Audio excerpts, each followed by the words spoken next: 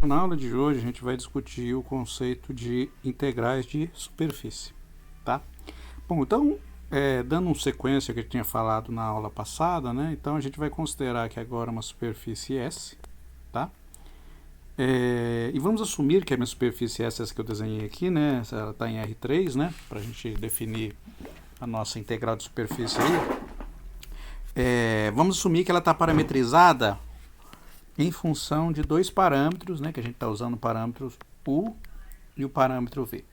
Então a superfície nossa vai ser um x, as coordenadas x vai ser um x de UV, o y de UV e o z é um U de UV. Né? Aqui está usando versores para indicar que isso aqui é a coordenada em x, a coordenada em y e a coordenada em z. Então, lembrando como é que a gente faz, né? É a parametrização, a gente tem um domínio bidimensional, tá? Que vai ser o domínio dos nossos parâmetros. A gente tem uma região. Então, através de uma aplicação, a gente pega o domínio, tá? Esse domínio D, e esse domínio D, através desta função x, y e z, ela aplica nesta superfície aqui. Então, a gente tem esta superfície sendo a nossa parametrização da superfície definida logo acima. Então, o que a gente está fazendo? Aqui só tem um desenho, né? Eu pego um ponto estrela V estrela no domínio bidimensional, ele é aplicado num ponto R de estrela, R estrela V estrela, que é x de estrela V estrela, y de estrela V estrela, z de estrela V estrela, tá? Então, basicamente é isso que a gente faz. Agora, suponha que eu tenha definido uma função f aqui no meu domínio tridimensional, né? Ela depende das variáveis x, y, z. E eu vou querer restringir essa integral de f só sobre a superfície S, tá? Então, imagine que eu tenho uma função f que depende de três variáveis, mas eu quero saber a integral dela restrita apenas à superfície S, tá? A gente denota, primeiro eu vou denotar, né? Então, a gente denota essa integral deste jeito, né? Então, essa notação aqui está falando o quê? Que eu estou tendo uma função f definida por três variáveis, tá? E eu estou restringindo esta integral sobre a superfície S.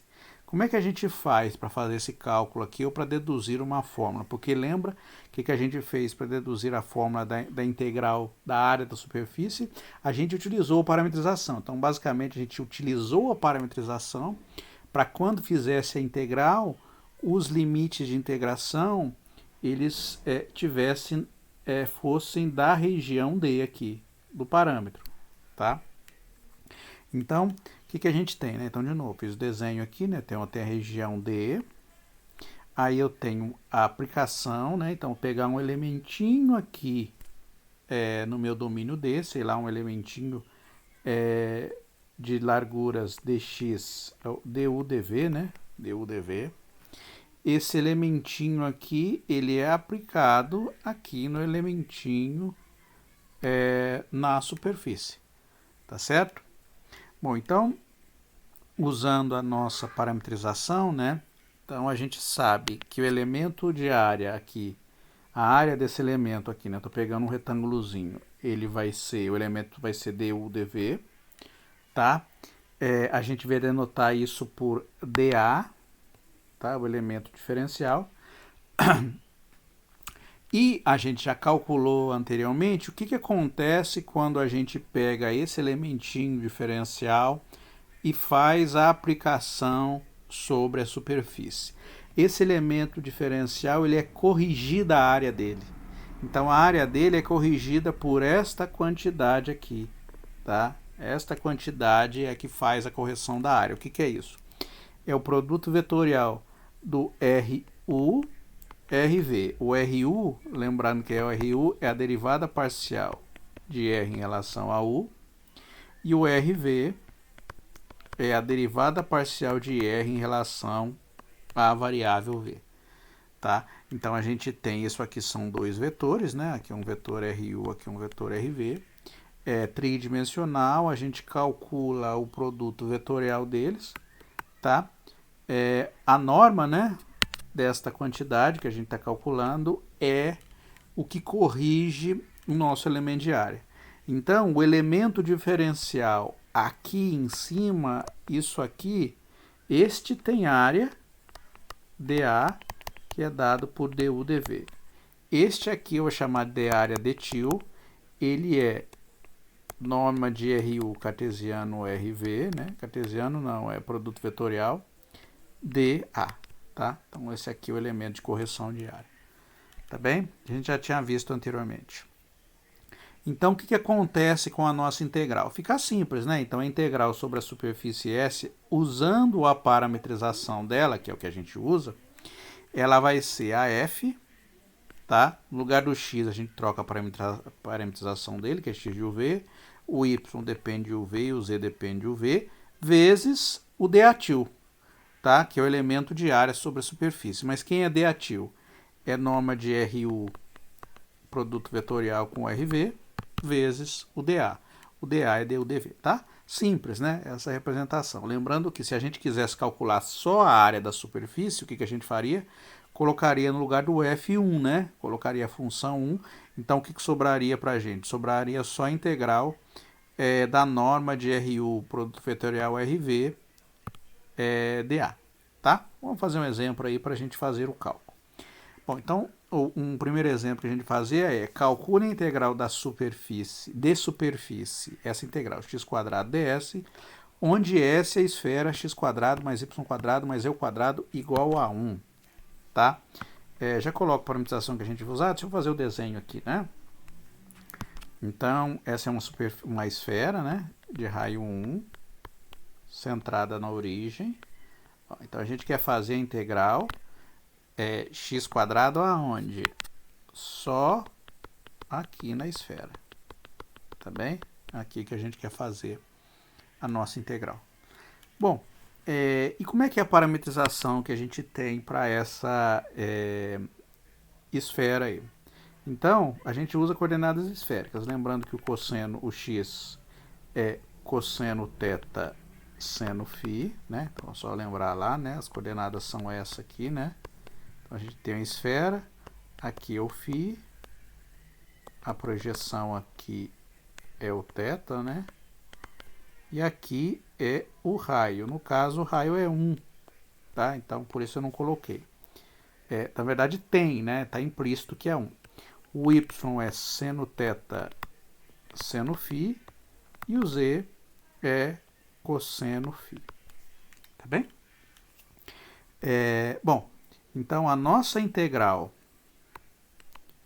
de x² ds, tá? Sobre a esfera, né, que é a nossa superfície, ela vai virar o quê? Vai virar a integral sobre o domínio D. Lembrando que como é que varia as variáveis θ e φ aqui? Elas variam assim, ó. O θ varia entre 0 e 2π e o φ varia entre 0 e π, tá? O ângulo azimutal ele varia começando em 0 e indo até π, e o ângulo polar ele dá a volta completa, tá? Primeiro eu monto a integral, depois eu escolho como é que eu faço como é que eu coloco essas variáveis aqui, né? Eu monto a integral, depois eu coloco as variáveis. Então, como é que vai ficar? Então, agora a gente aqui usa a parametrização. Então, no lugar do x, a gente coloca quem é ela, cosseno θ seno φ, e aí a norma de Rφ cartesiano Rθ dA. Tá certo? Então, faltou o quadrado aqui, porque é cosseno φ seno θ elevado ao quadrado. Tá bem? Bom, vamos lá então. Primeiro, quem que é o R, né? Então, só lembrando, o nosso R aqui vai ser o x i mais o yj mais o zk. Ou seja, o meu R vai ficar cosseno θ seno φ. Tá, então o x vai ficar cosseno θ seno φ i, mais o y vai ficar cosseno seno θ, né? Seno θ seno φ j, mais o z vai ficar cosseno φ k, tá? A gente faz o quê? A gente calcula o rφ, que é a derivada parcial de r em relação a φ, isso é um vetor também, né? A gente calcula a derivada parcial de r em relação a φ e calcula a derivada parcial de r em relação a θ, faz o produto vetorial e calcula a norma. Só que a gente já fez este cálculo aqui, tá? Então não vou fazer de novo, tá? Então a aula passada isso já foi feito e a gente já descobriu que esta quantidade aqui, após fazer essa construção, ela vai dar seno de φ. Então essa integral vai virar cosseno ao quadrado de θ seno ao quadrado de φ vezes seno de φ dA. Vamos colocar agora os limites de integração, tá? Então, colocando os limites de integração, lembrando que como a gente está trabalhando com regiões que não dependem, as variáveis são independentes, ó, θ e φ, elas variam de um número até um número, né? Então, a gente pode colocar qualquer ordem de integração que a gente queira, né? Então, a gente pode colocar primeiro relação a θ e depois relação a φ, ou primeiro em relação a φ e depois em relação a θ. Eu vou pôr primeiro θ e depois φ, tá? Então vai ficar cosseno ao quadrado de θ, seno ao cubo de φ, dθ dφ. O legal aqui, né, se a gente perceber, a gente pode quebrar isso como um produto de duas integrais, uma que depende só de θ e uma que depende só de φ. Então a gente tem cosseno, a que depende só de φ, ela é seno ao cubo de φ dφ, vezes a integral de 0 até 2π de cosseno ao quadrado de θ dθ, tá? Então, a gente vai fazer cada uma das integrais separadas. Então, a resposta de x² ds vai ser essa integral aqui. Então, vou deixar um espacinho aqui, depois a gente volta, né? Então, vamos fazer primeiro a integral de 0 até π seno ao cubo de φ dφ. Essa integral aqui, para a gente resolver, né? Você fala, professor, tem uma fórmula simples da gente fazer? Bom, a gente pode fazer uma mudancinha de variável. Fazendo a seguinte coisa, ó, 0 até π. Então, o seno ao quadrado, a gente escreve, seno ao cubo, a gente escreve assim, ó, com seno ao quadrado φ vezes seno φ, tá? dφ. No lugar do seno ao quadrado, a gente troca por 1 menos cosseno ao quadrado de φ, seno de φ dφ. Por que a gente faz isso? Porque agora a gente vai fazer o produto, né? A gente faz distributiva. Então vai ficar de 0 a π seno de φ dφ menos a integral de 0 a π cosseno ao quadrado de φ seno de φ dφ. A integral de seno de φ é menos cosseno. Então fica menos cosseno de φ entre 0 até π. Essa integral aqui a gente pode fazer a técnica de substituição simples. Então a gente chama o cosseno de u, tá? Então fazendo essa aqui, né? Então vai ser o cosseno de φ, o du é menos seno de φ dφ, correto?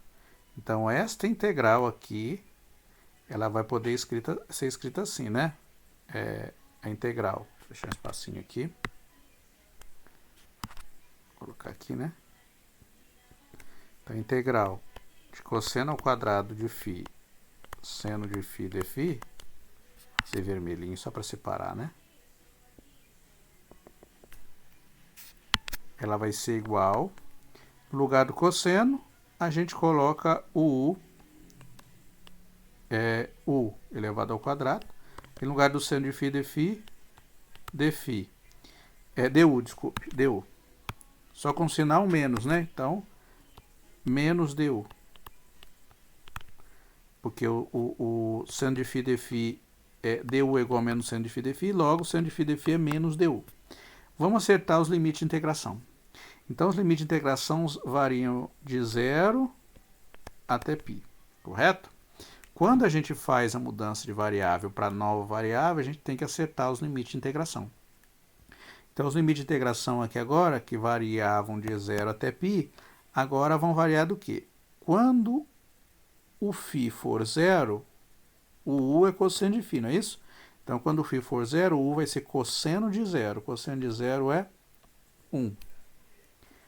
Quando o φ for 1, desculpe, π, quanto que vai valer o u? O u vai ficar cosseno de π, que é menos 1.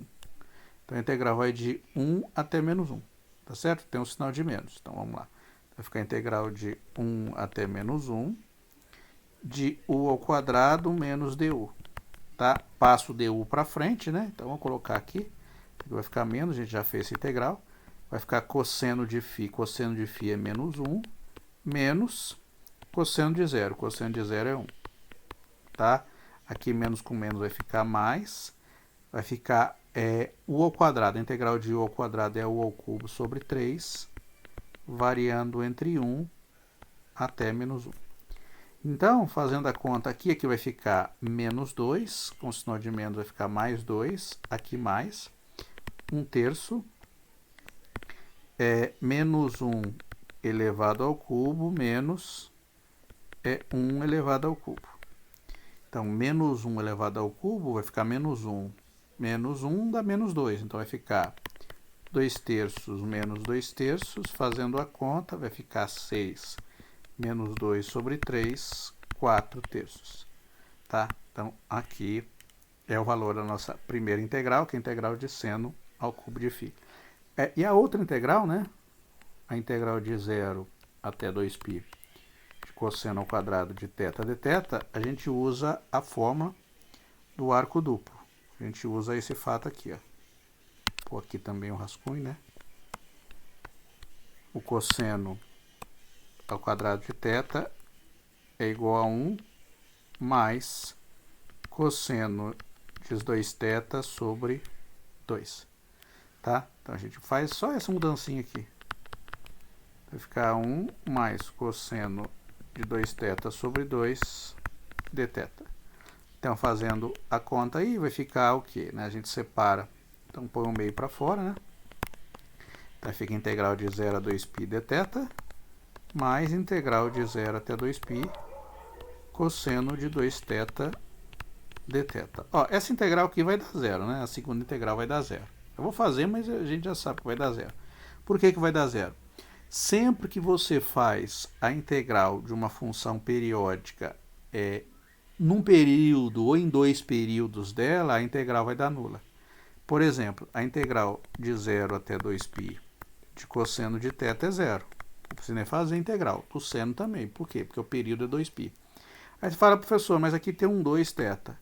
Quantos períodos tem aqui de 0 até 2π? Tem 2 períodos, porque você aumentou a frequência. Multiplicou por 2 a frequência. Então, se inicialmente eu tinha um período entre 0 e 2π, quando eu multipliquei por 2 aqui, entre 0 e 2π eu vou ter 2 períodos. O que vai acontecer com a integral? Ela vai dar 0. Tá? Eu vou fazer a conta, mas a gente já podia pôr 0 direto. Vai ficar 1 meio. A integral de dθ da θ entre 0 e 2π, mais a integral do cosseno é mais seno, então vai ficar, lembrando que a gente faz integral, estou aplicando a regra da cadeia aqui, já vou fazer direto, então vai ficar seno de 2θ sobre 2 entre 0 e 2π. Substituindo os limites de integração, vai ficar o quê? Vai ficar 2π menos 0, vai dar 2π, e aqui vai ficar, ó, mais seno de 4π, é 0, menos seno de 0, que também é 0. Então, aqui vai dar 0 tudo. Então, cancela, cancela, vai dar π. Então, juntando as duas respostas, né? Então, essa integral é π e essa integral é 4 terços de π. Então, aqui vai ficar igual a 4 terços de π, não, 4 terços vezes π. A resposta vai dar 4 terços de π. Esta é a resposta final da nossa integral, tá? Vou até separar aqui para facilitar aí a hora da gente observar, tá? E se eu tiver, por exemplo, a minha integral da superfície e a minha superfície for o gráfico de uma função? Como é que a gente faz nesse caso, né? Então, só para lembrar, como é que é a parametrização de um gráfico de uma função? A única variável que ela depende das outras é a variável z. Então, na parametrização, a gente tem o quê? O x como sendo o x é livre, o y como sendo o y é livre e o z como sendo uma função de x e y. Então, o gráfico sempre tem essa propriedade, tá? Neste caso, a nossa superfície era parametrizada assim, é xi mais yj mais ek. E a gente já viu anteriormente também, né, que quando a gente faz o cálculo da norma de Rx cartesiano Ry, quem que é o Rx? O Rx é o produto, a derivada parcial de R em relação a x, e o Ry é a derivada parcial de R em relação a y, ou seja, para a gente está jogando aquela formulazinha que a gente tem da integral, cadê? Esta formulazinha aqui, né? Então a gente precisa de fazer esse cálculo aqui. Então, no caso lá, o U é x e o V é o nosso y, tá bem? Bom, então a gente faz o cálculo. A gente já viu também que o cálculo, nesse caso, vai ficar o quê? 1 mais a derivada parcial de z em relação à variável x, mais a derivada de z em relação a y. A derivada parcial de z em relação a y. Tudo isso aqui, né, cada um deles elevado ao quadrado, mais 1 raiz quadrada de tudo. Tá? Então, para a gente calcular, dado uma função f de x, z, como é que vai dar a integral de superfície? Vai ser a integral sobre o domínio D parametrizado, a f de x, y, z de xy vezes raiz de 1 mais dz dx ao quadrado mais dz dy ao quadrado vezes dA, tá?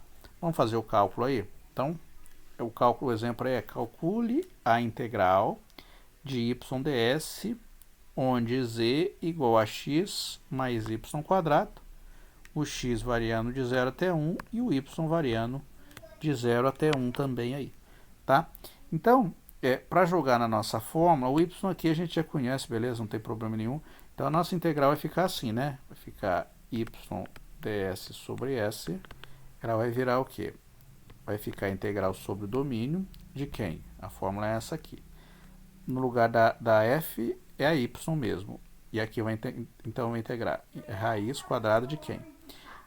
1 mais dz dx. Quanto que a derivada parcial de z em relação a x vai dar? 1. Então vai ficar 1 ao quadrado mais dz dy. A derivada de z em relação a y vai ficar 2y elevado ao quadrado aqui. Tá? Aqui então o dA. Uma página a mais aqui. Então essa integral vai ficar como? Vai ficar igual a integral y, 1 mais 1 dá 2, aqui vai dar 4y quadrado. Então vai ficar 1 mais 4y quadrado, aqui dx é dA, né? Vamos pôr dA primeiro, a gente já acerta os limites de integração. Então os limites de integração vai ficar o quê?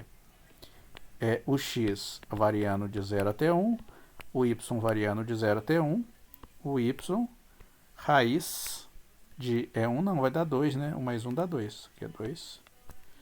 Então vai ficar 2 mais 4y quadrado dx dy. Tá bem? Tá vendo que aqui não depende de dx? Então, a gente pode tirar isso tudo para fora em relação ao x, né? Então vai ficar integral de 0 até 1, y raiz de 2 mais 4y quadrado dy, vezes a integral de 0 até 1 dx. Tá certo? Porque a gente pode separar, né? Porque aqui não depende de x. A integral de dx entre 0 e 1, isso aqui vai dar 1, né? Não precisa nem fazer, muito fácil. E essa integral aqui para a gente fazer, a gente pode fazer por substituição simples, né? Então, vou colocar aqui, deixar um espacinho aqui. Então a gente vai fazer o quê, né? Então, fazer essa integral de 0 até 1 de y raiz de 2 mais 4y² dy. O que a gente faz? A gente chama o 2 mais 4y² de u. O du é quem? O du é 8y dy. Ou seja, o y dy, passo 8 dividindo, né? O y dy é igual a du sobre 8. Então, a integral de 0 até 1 de y 2 mais 4y² dy, ela vai virar, já coloco o limite de integração, eu sempre gosto de mudar. 2 mais 4y², estou trocando por u raiz vai ficar u elevado a meio. Y dy é du sobre 8.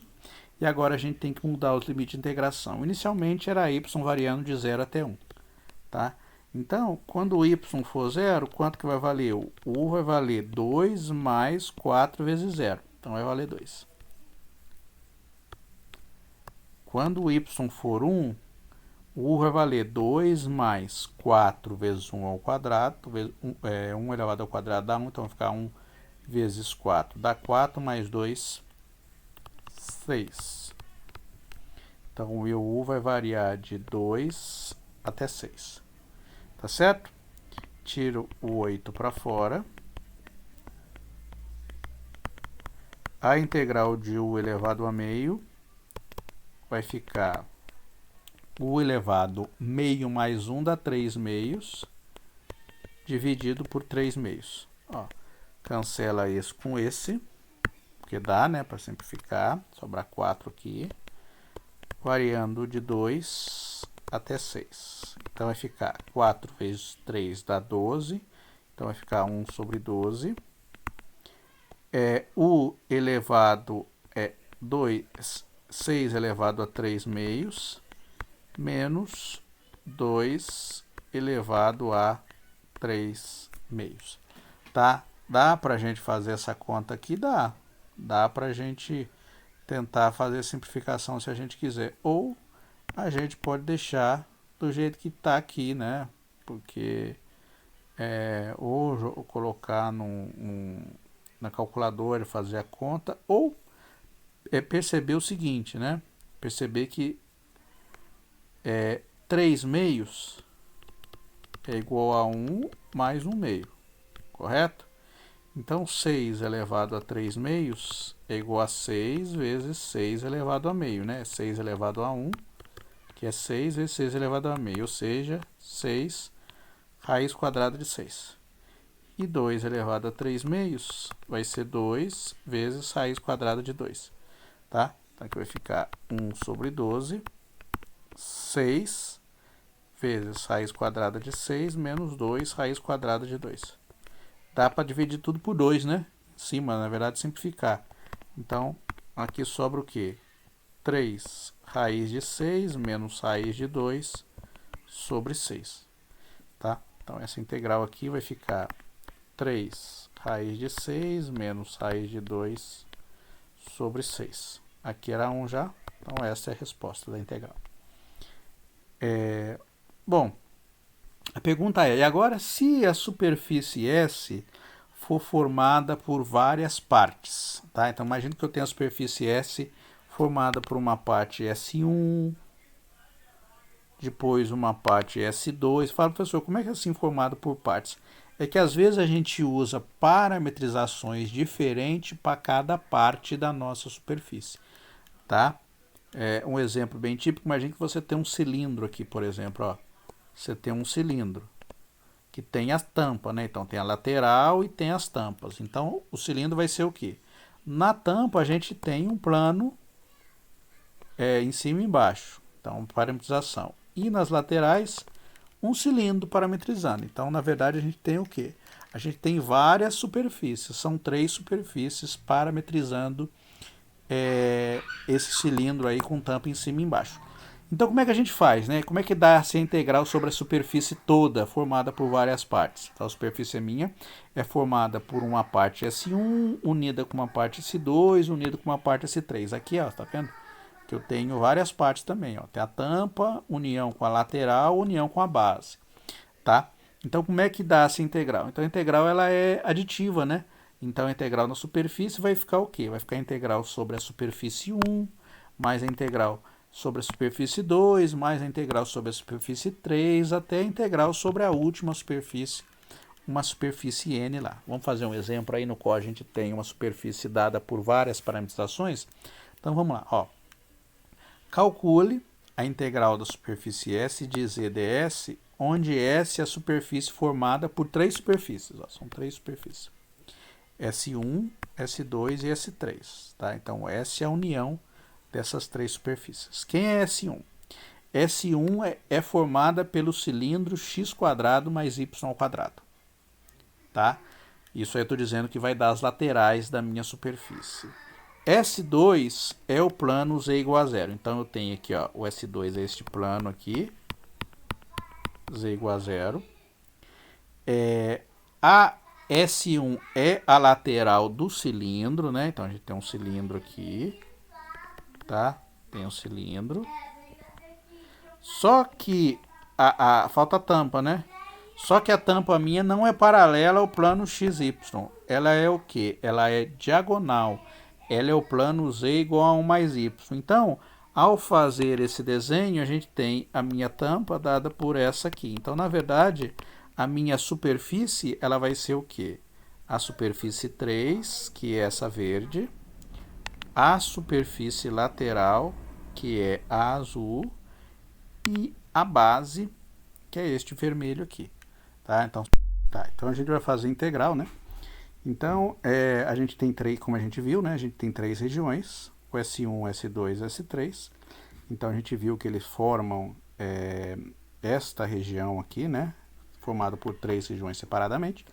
Então, a gente vai separar cada uma das integrais. Então, eu vou fazer primeiro a integral em S1. Então, S1 é este cilindro aqui, tá? Na verdade, sem tampa. Não é cilindro, é um tronco de um cilindro, sem tampa, tá? E como é que é a parametrização do cilindro? O cilindro é x igual a cosseno de θ, y igual a seno de θ, né? Porque aqui na parte externa do cilindro a gente tem o círculo. E o z no cilindro varia de 0 até a altura do cilindro, tá? Porque a altura ela é fixa no caso do cilindro. Aqui a gente tem um tronco do cilindro, então a altura vai fazer o quê? Ela vai começar aqui em z igual a 0 e vai bater neste plano. Quem é o plano? O plano era z igual a 1 menos x. Então, no caso, o θ varia de 0 até 2π e o nosso z varia de 0 até 1 mais x. Tá? Então, tá aqui.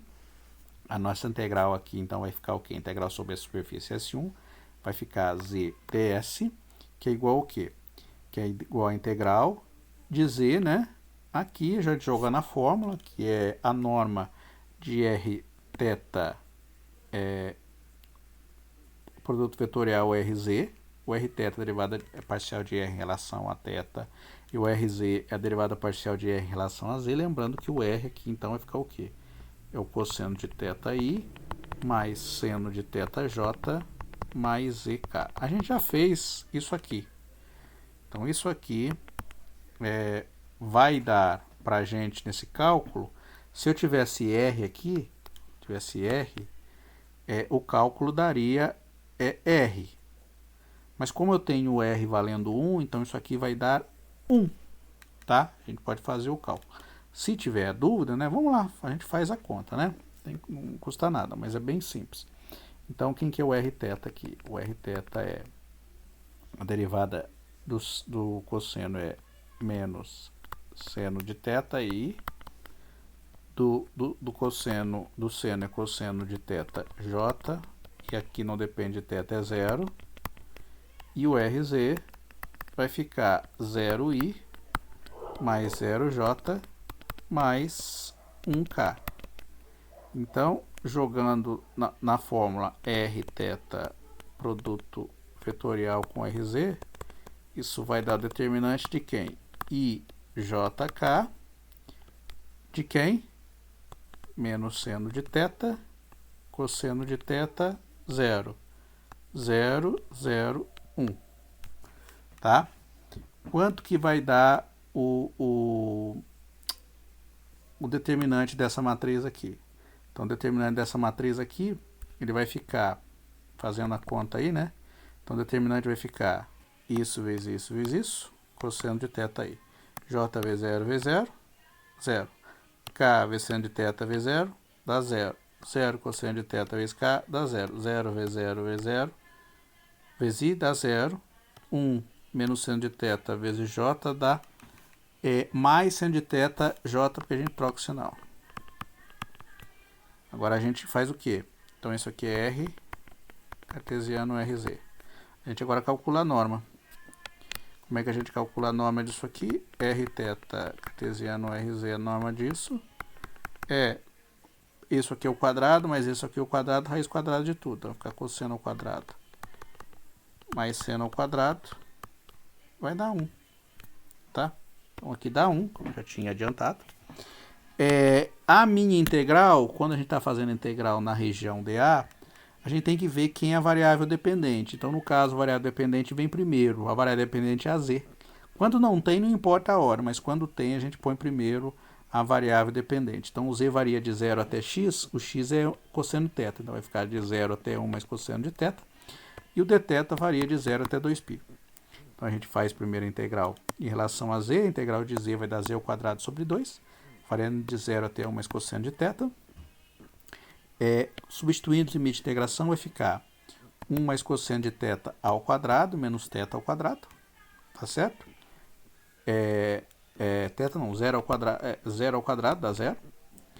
1 mais cosseno de θ ao quadrado vai ficar 1 mais, aplicando o quadrado perfeito lá, né? Então vai ficar 1 ao quadrado primeiro, mais 2 vezes primeiro pelo segundo, mais o quadrado do segundo, que vai dar 1 mais 2 cosseno de θ, mais cosseno ao quadrado de θ.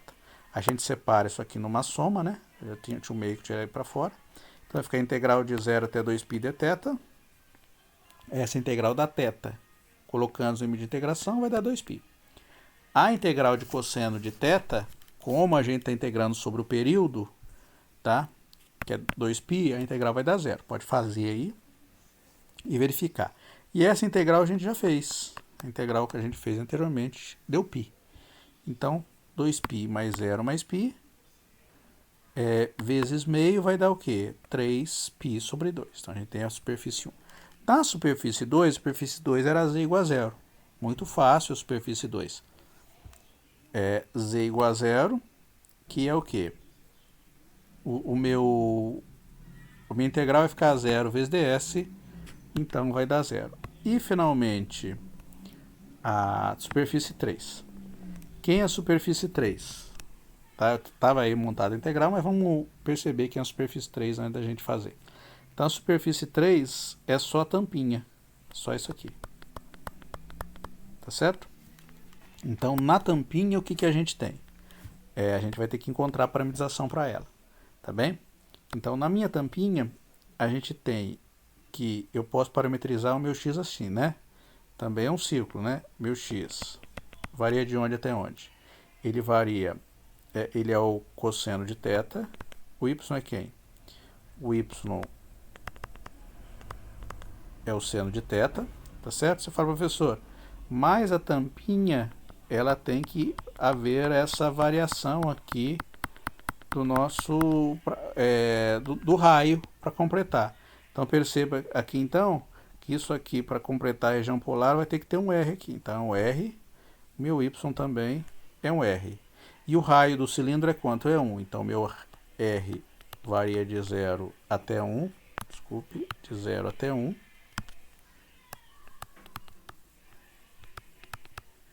E meu Z varia... o Z não, o θ varia de 0 até 2π. Vou colocar aqui mais junto aqui, né? Então, x igual a R cosseno θ, o y igual a R seno θ. E meu θ varia de 0 até 2π. E o meu Z? Quem é o meu Z? O Z é igual a 1 menos x. Ou seja, meu Z vai ficar igual a 1 menos R cosseno θ. Tá certo?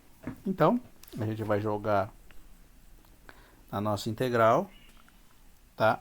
Então, a gente vai calcular aqui a nossa parametrização. Lembrando que, do jeito que está parametrizado aqui, a gente pode jogar direto na nossa representação de R. Então, o nosso R é o quê? É o R cosseno θ. Vamos pôr R, vamos pôr raio. Às vezes a letra R, vamos usar a letra Rho, tá? Para não confundir, então o Rho é o raio. Tá? Então, vou fazer um desenho aqui bonitinho, melhor que esse aqui. Bem? Então, ó, a tampa é isso. Então, o Rho varia radialmente. Então, isso aqui é o Rho. Tá certo? Então, meu Rho varia de 0 até 1.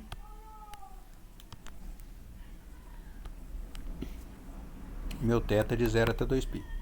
Tá? Então, o meu R vai ficar Rho cosseno θi mais Rho seno de θj mais o Z, 1 menos R cosseno... aqui não é R, é Rho. 1 menos Rho cosseno de θ K.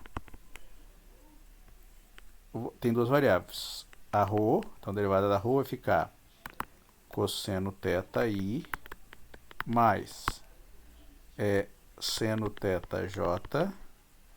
E a derivada aqui vai ficar menos cosseno θ K.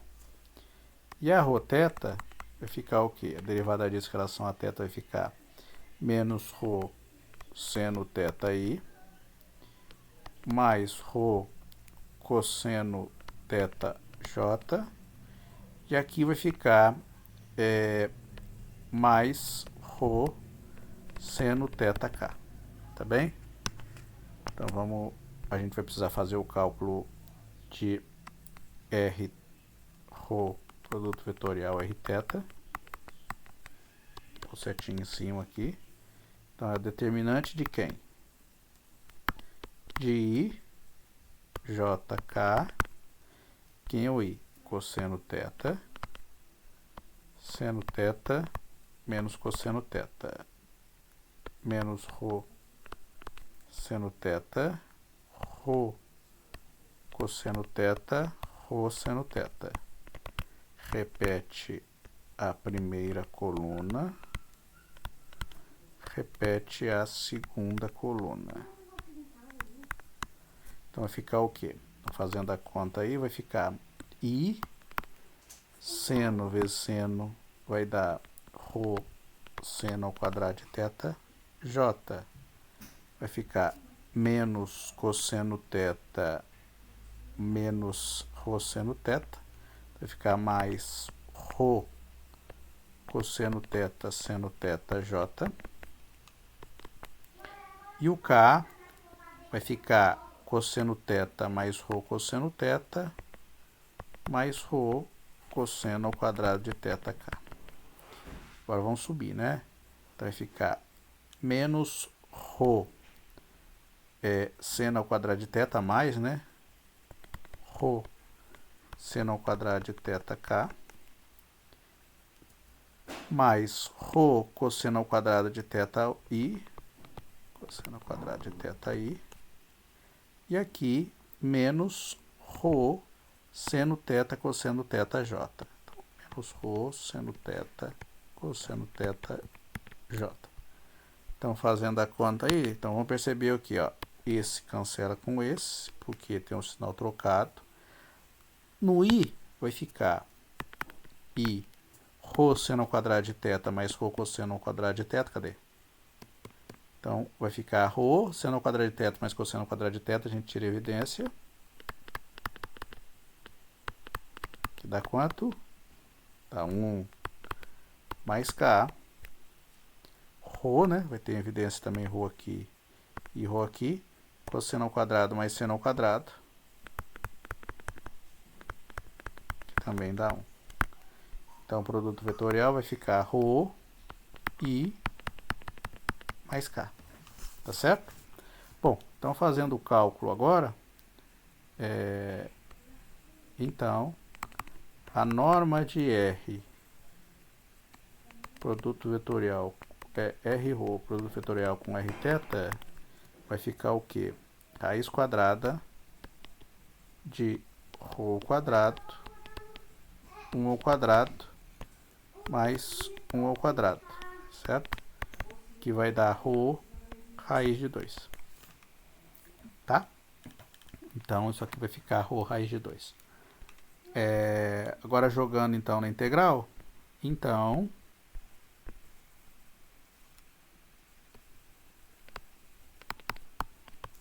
a integral vai ficar como? A integral de z s ds, z3, né? Vai ficar a integral de 0 até 2π em relação a θ, o raio varia de 0 até 1. No lugar do z a gente coloca ele, que é 1 menos ρ cosseno θ, ρ cosseno θ, vezes o nome do produto vetorial, que é ρ raiz de 2. E aqui eu estou primeiro integrando em relação a ρ e depois em relação a θ. Então aqui vai ficar o que? Raiz de 2 a gente tira para fora. Integral de 0 até 2π.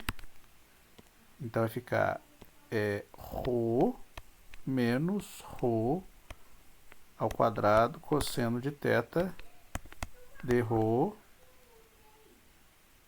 de 0 até 1, né? E depois isso tudo em relação a dθ. Então, raiz de 2. Então, a integral de ρ vai ficar ρ ao quadrado sobre 2, entre 0 até 1, menos a integral de ρ ao cubo. Ρ ao quadrado vai ficar ρ ao cubo sobre 3, cosseno de θ, entre 0 e 1, e aqui dθ. Raiz de 2. Então, a integral de 0 até 2π.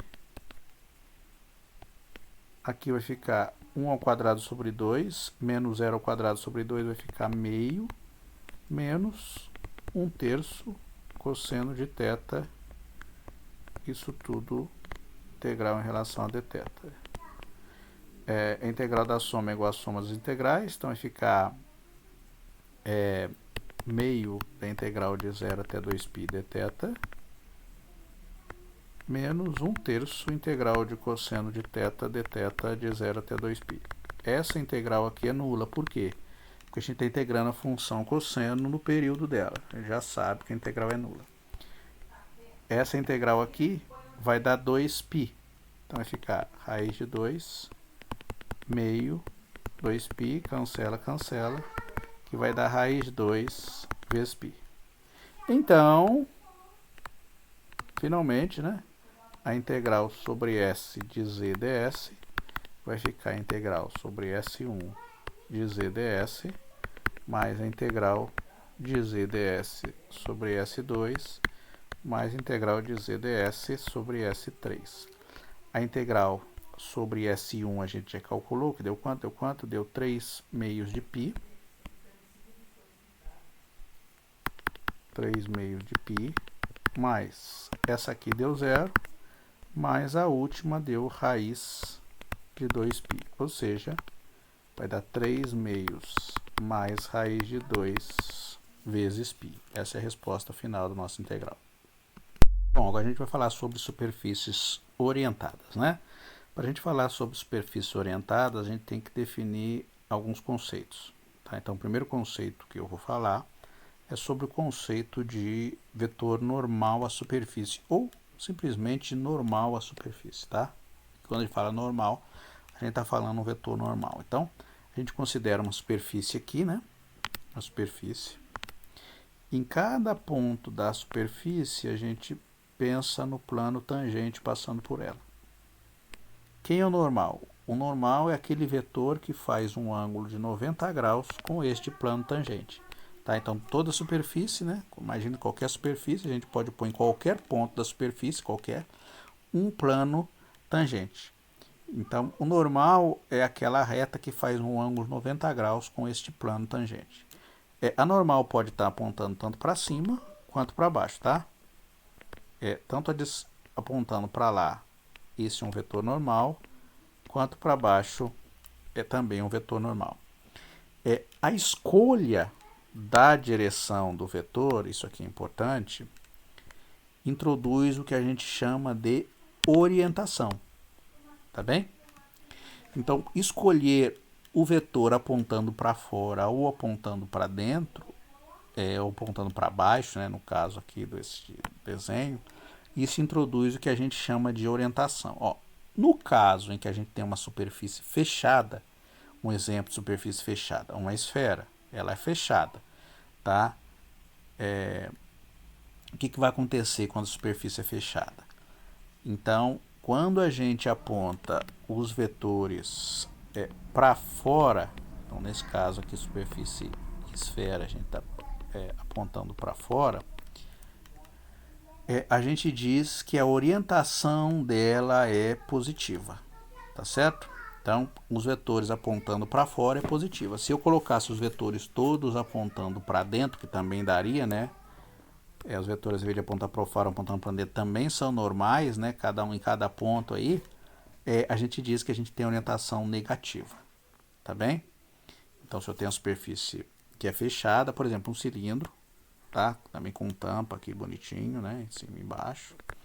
Então, os vetores apontando para dentro, orientação é o que? Negativa. Apontando para fora, orientação o que? Positiva, tá bem? Apontando para fora em relação à superfície. E as superfícies orientáveis? O que é uma superfície que é orientável? Então, eu dou uma superfície. Não precisa ser fechada, tá? Estou dando um exemplo aqui de uma superfície. Não precisa ser fechada a superfície para eu definir as superfícies orientáveis. Tá? A superfície não precisa ser fechada para a gente poder definir uma superfície orientada. Então, o que é uma superfície orientável? Uma superfície orientável é aquela que você escolhe um ponto, tá certo? Então, tem uma orientação. Ó. Aqui, a nossa... ela está orientada com o vetorzinho saindo para fora. Você dá uma volta nela, tá? Então, em cada ponto, os vetorzinhos estão apontando para fora. Ó, apontando para fora, apontando para fora, apontando para fora. Quando você chega de novo no mesmo ponto que você estava, o que acontece?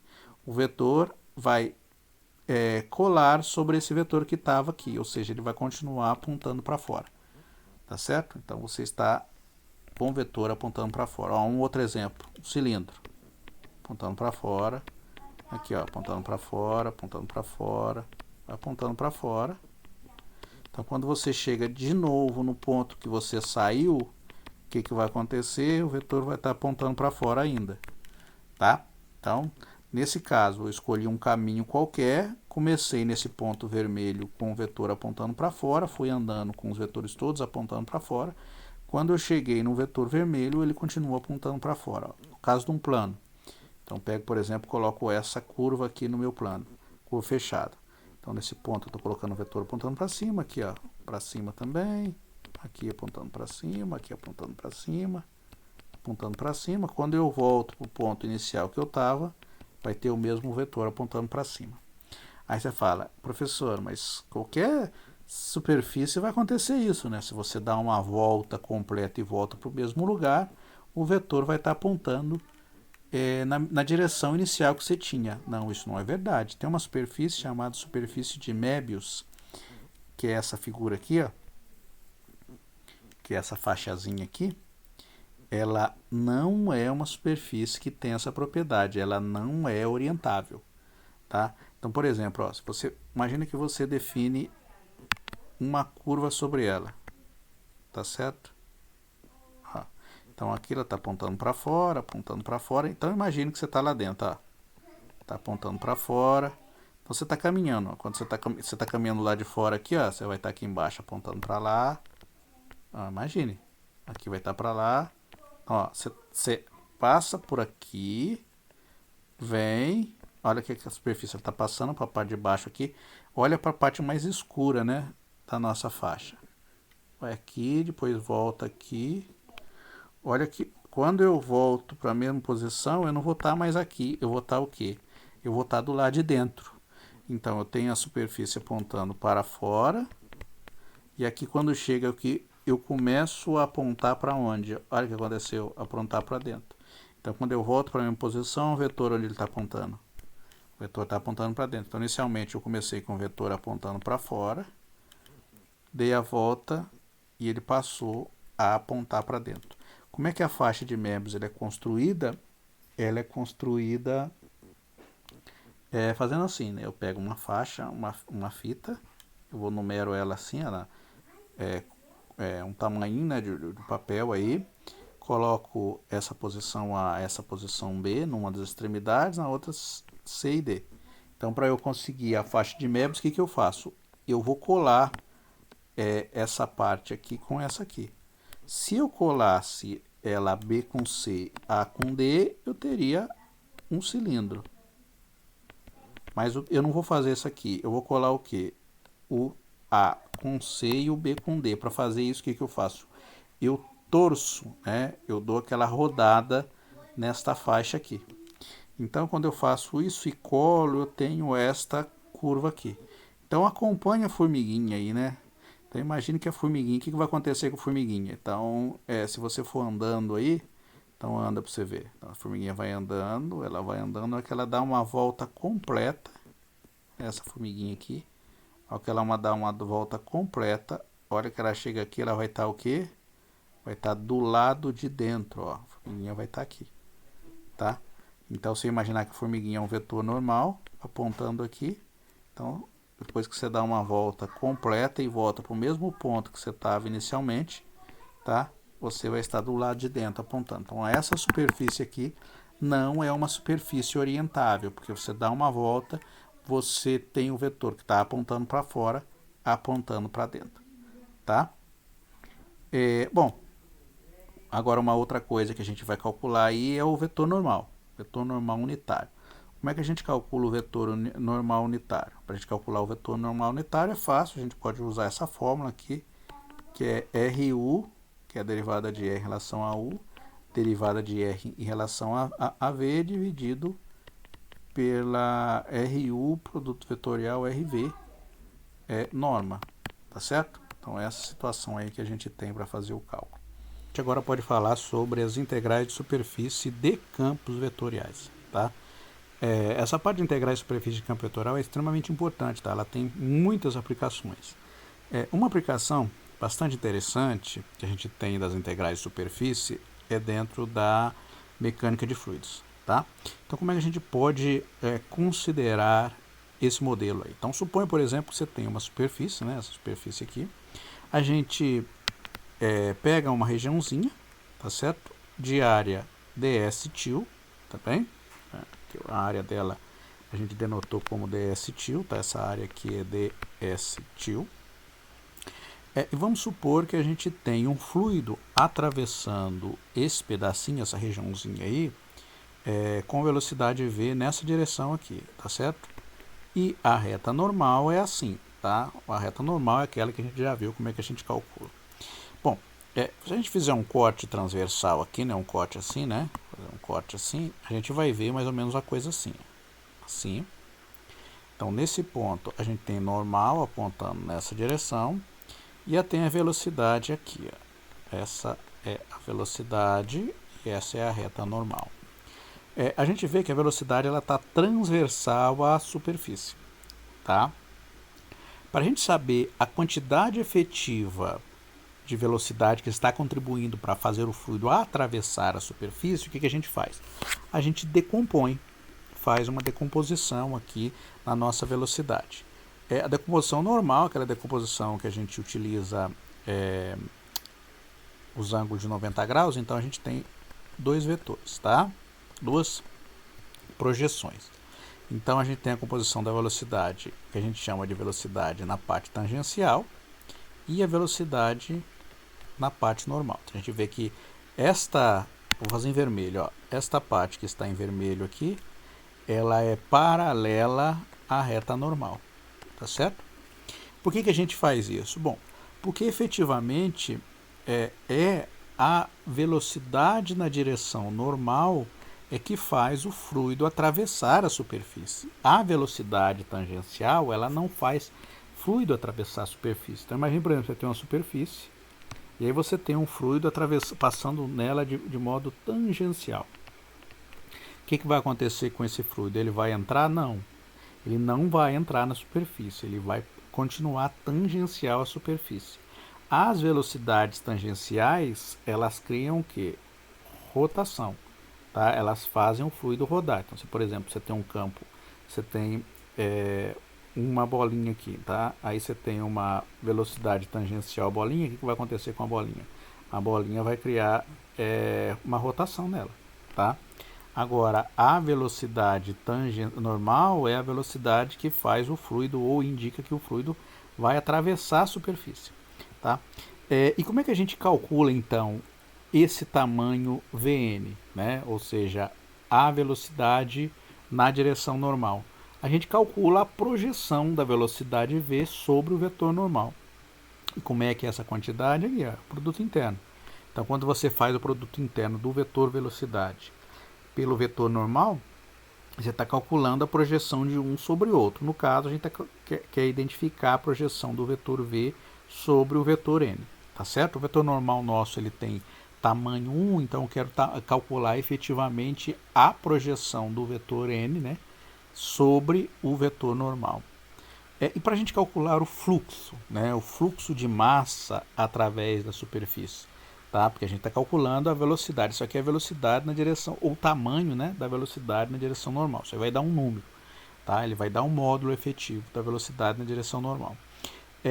Para a gente calcular a massa, o que a gente precisa? A gente tem que calcular,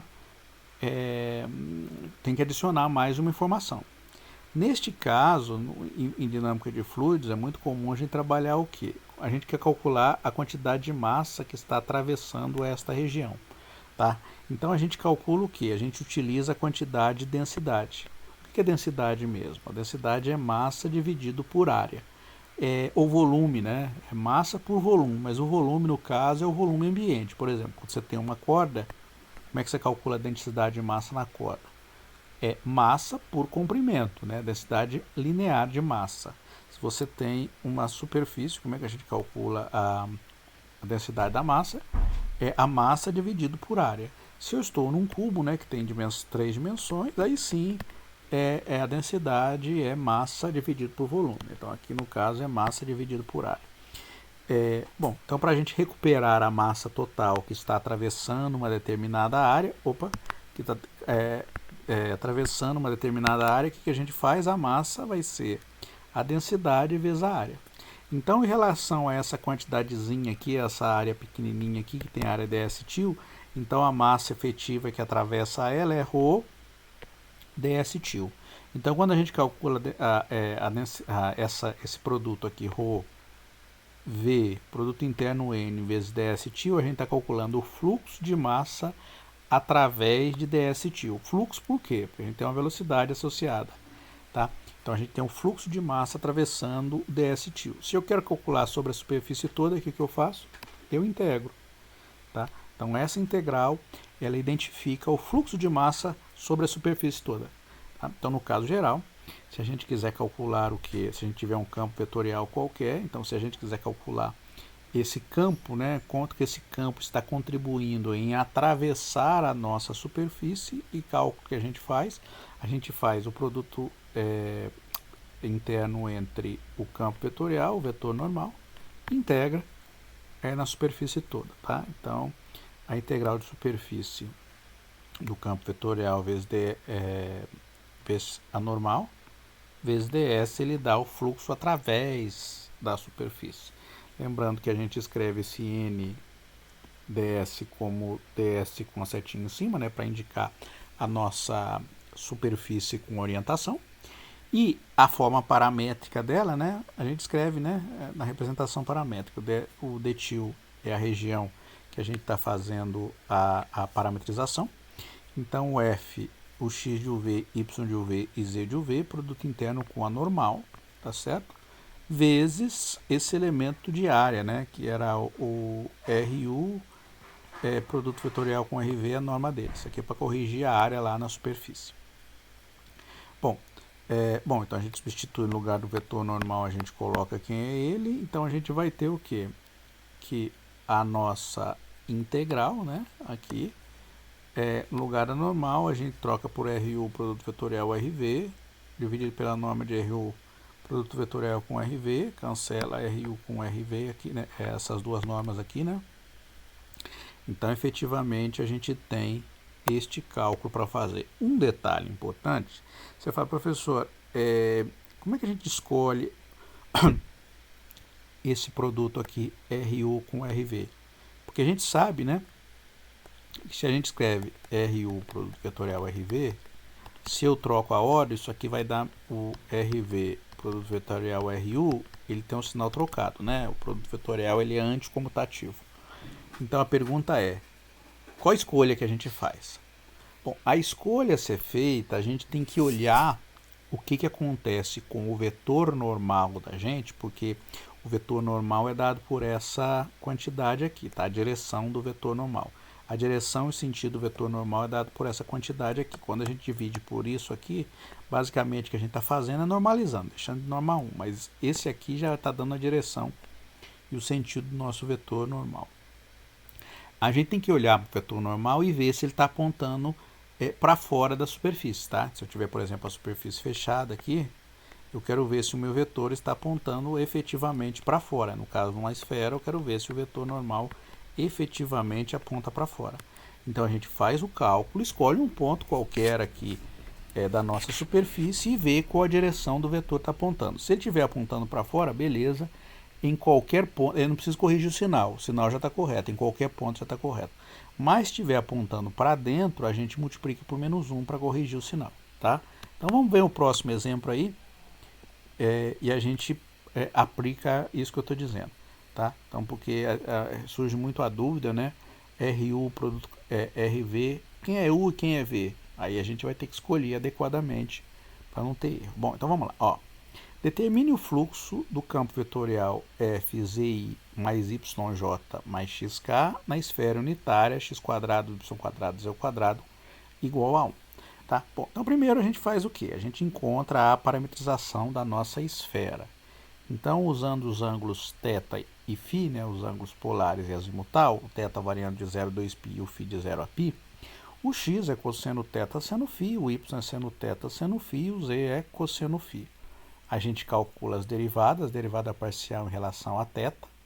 Então, derivando o x em relação a θ vai ficar menos seno θ seno φ, o y cosseno θ seno φ e o z dá zero porque ele não depende de θ. E derivando em relação a φ, né? Então vai ficar cosseno, cosseno, então cosseno θ cosseno φ, seno θ cosseno φ e menos seno φ. A derivada disso aqui vai dar menos seno. Colocando aqui no determinante, então vai ficar aí menos seno θ seno φ, cosseno θ cosseno φ, j cosseno θ seno φ, seno θ cosseno φ, k 0 menos seno φ, repete a primeira coluna, repete a segunda coluna e a gente faz aquele cálculo, né, determinante, né, andando ao longo aqui, assim e assim, e depois nessa direção aqui, né. Bom, fazendo o cálculo, a gente chega efetivamente que a nossa resposta vai ser essa aqui. Eu não fiz com muito cuidado, porque eu já fiz algum momento atrás, mas o que a gente tem aqui, efetivamente, é essa quantidade aqui, né? Então, isso aqui é Rθ produto vetorial, Rθ produto vetorial com Rφ. A pergunta é, o sinal está correto? Tá? Então, vou até colocar aqui, né? O sinal está correto. O que a gente faz? Para a gente ver se o sinal está correto. A gente vai procurar uma direção. Basta uma direção aqui para a gente procurar para não ter dúvida. Por exemplo, vamos pegar este ponto aqui da nossa esfera. Nossa esfera é assim, né? Essa esfera. Opa. Esfera de raio. Opa, tá muito ruim a minha esfera. Deixa eu fazer o desenho e depois põe o sistema de coordenadas, tá? Então vamos lá. Vou fazer uma esfera aqui bonitinha. Eu vou pôr o sistema de coordenadas aqui, tá? Pronto. Vamos escolher esse ponto aqui para a gente ver. Nesse ponto o vetor nosso tem que apontar para onde? Para cá, né? Normal, ele vai ter que apontar na direção de y. Esse ponto, efetivamente, o que acontece? Ó, O ângulo azimutal aqui é π sobre 2, então φ aqui é π sobre 2. E o ângulo θ, aqui é x, ó. Aqui é x. O ângulo θ começa a medir em x. Então, o ângulo θ aqui também é π sobre 2, tá? Então, o θ também é π sobre 2. Tá certo? Então, nesse ponto, eu quero que o meu vetor, isso aqui, tem que apontar na direção de y. Então, ele tem que ser da ordem 0, 1, 0, tá? Então, o vetor normal vai ter que ser... Então, isso aqui está na direção de 0, 1, 0. Pode dar 0, 2, 0, 0, meio 0, mas é 0, 0 e aqui tem que ser positivo, tá certo? Vamos ver o que acontece? Então, testando em φ igual a π sobre 2 e θ igual a π sobre 2, o que vai acontecer, né? Jogando aqui, a gente vai descobrir que o Rθ produto Rφ é igual a menos I seno ao quadrado de θ, o seno ao quadrado de π sobre 2 dá 1, cosseno de π sobre 2 dá 0, então dá dando 0, menos K, cosseno φ dá 0, seno φ dá 1, então vai ficar 0 também, e o J menos J, seno ao quadrado de φ dá 1, seno de θ vai dar 1 também, então vai dar 1. Está dando o que aqui o vetor? Está dando o vetor 0, menos 1 e 0. A direção está correta? Não. Não está. Então, o correto para o vetor apontar para o exterior teria que ser o trocado, o Rφ produto vetorial com o Rθ. O que a gente faz aqui? A gente só corrige o sinal. A gente coloca essa afirmação. Então, note que Rθ, produto vetorial com Rφ, fornece o vetor apontando para dentro. Mas queremos o vetor apontando para fora. Então, basta corrigir o sinal, multiplicando por menos 1. Certo? Beleza, perfeito. Bom, então, o que a gente vai ter, né? Ou notando que Rφ, produto vetorial Rθ, vai ser o sinal trocado de Rθ em relação a Rφ. Então perceba que aqui é tudo menos, naquele caso vai ficar tudo mais. Então vai ficar I seno ao quadrado de φ cosseno θ. Vamos pôr na ordem aqui, né? O J seno ao quadrado de φ seno θ.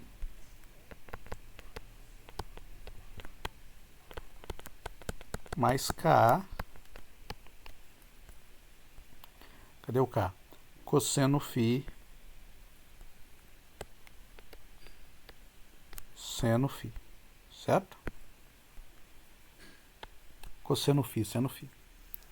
Bom, então agora a gente vai fazer o cálculo. Então, fazendo a integral de f produto interno ds sobre a superfície S vai ser integral sobre o domínio tio, que a gente já sabe que é φ entre 0 e π e θ entre 0 e 2π. Então vai ficar o quê? Vamos lá.